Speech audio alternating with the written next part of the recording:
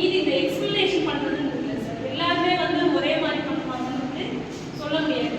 ஆனால் வெளியில இருந்து இவ்வளோ தூரம் வந்து ஒவ்வொரு பையனும் கற்றுக்கணும். நான் ஒவ்வொன்றையும் ஹேண்டில் பண்ணுறது பையன் சொல்லியிருக்காங்க. அதே தான் சேம் பசங்க சொல்லியிருக்காங்க. ஒவ்வொருத்தருக்கையும் கொடுத்து அவங்க கிட்ட அந்த ரிப்ளை வரலாம்.